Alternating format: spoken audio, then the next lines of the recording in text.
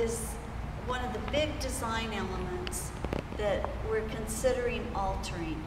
And there's various solutions to the problem that this platform isn't quite big enough for many events, and it's a little low, and it's made out of concrete that is poured to this floor.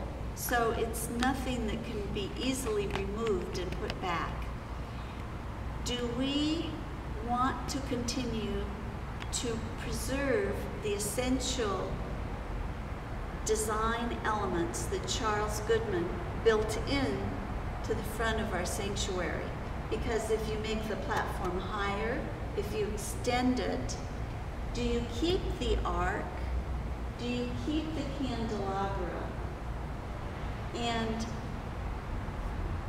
how do you keep a sense of what the sanctuary is supposed to look like?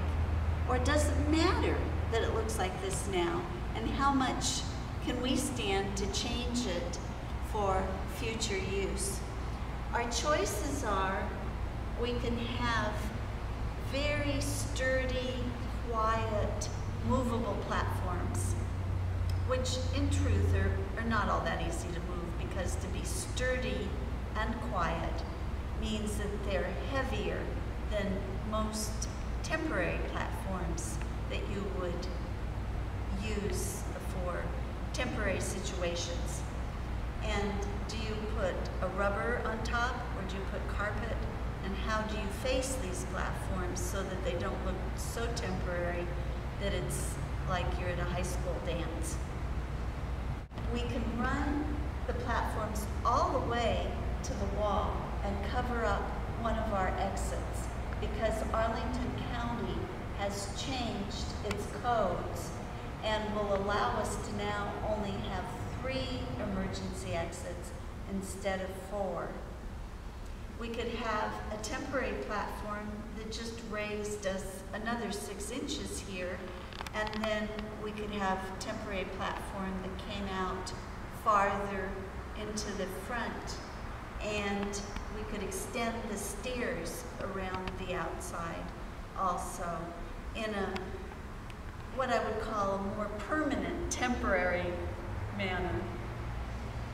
If we did remove the ark and the candelabra, we would probably just put more sound panels up here, because the brick wouldn't ever look quite the same again in both of these areas. It wouldn't be clean enough looking to leave bare. It would have to be covered with something. Under consideration also is to just take this concrete platform and this one step away, because it isn't really what we want. But then we reach other problems. First, if we had a platform that was here most of the time, that was higher, we'll have to consider, how does the ark and the candelabra fit in? If we decided that we were more frequently going to move the new pew chair combinations into different configurations, then do we remove the candelabra, take the stairs out and the ark all together, and put more sound panels across here, which is about what we would have to do, because the brick wouldn't look good after you've taken away the structure, and we just have to cover it up in a way that we've done already acoustically. Then we have no focal point, and this becomes just a multi-purpose room, like our fellowship hall and the activity room. And would it really be a sanctuary anymore? This is a really major consideration. If you always have a church service in a different part of the sanctuary, and you don't know what you're going to find on Sunday mornings, Does that make you feel better, or does that make you feel a little uneasy that nothing is, shall we say, set in concrete? I can't resist saying that. I felt for a long time that we should take the platform out, but the more I have thought about it, I actually think we should keep this pretty much the way it looks, but have that flexibility to extend the platform in different ways than we were able to do previously, because they're making much better platforms now that are movable or removable both. A big consideration is that the codes in Arlington have changed, and we don't need to have 4 fire exits like we have now. And so we could actually on Sunday mornings bring the platform over totally to this side or to the other, but we have more space to work with on this side. And thus have the choir here, which would be more visible, the bells would be up more visible. And I think most people would really like that feeling in here, being able to see everything better. In considering how the platforms would extend over to this corner, it has to do a lot for the choir also. There are 60 to 80 people in the choir at all times, and they can no longer all sing together in the choir loft.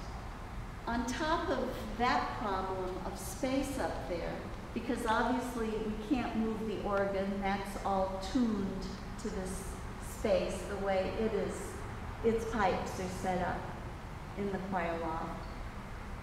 Also, the choir gets very hot up there. Even on a cool day, there's much more heat than you would expect that accumulates up there. And if you've ever sat up there yourself, you know that the only people that can see what's going on at the platform or with the congregation are the people that sit on the very far right side up there of the choir loft. So this is a big consideration of extending temporarily the platform all the way to the wall. Obviously, it would be nice, you could see the bell ringers better on Sunday mornings if they were elevated also. The temporary platforms come with also temporary ramps, which would then allow easier access for handicapped people to get up to the platform. And even if we didn't extend this platform higher, the type of ramp that we would purchase could be up higher or lower depending on the height of the platform. They have telescoping legs now. As part of what you're learning about our sanctuary, I think it's very important to take it into the context of this congregation as it was in the 1950s when they contracted to build this. It was a very, very humanist time. And this structure, with its lack of iconography, does reflect the feeling of the congregation of that time. And it's interesting that many of us today are more comfortable with the sense of a chalice and what it represents to us, and it can represent different things to different people. For me, the chalice does represent life, a spirit of life, as we sing most Sundays, that hymn. And it represents learning, the lamp of learning, that we're all on this journey, that we keep learning our whole lives and changing what we believe and feel about different things during our lifetimes. And as you see, we have all types of people dancing around our chalice. Life is a dance, we dance. And thus we have our maypole with all types of people dancing about it.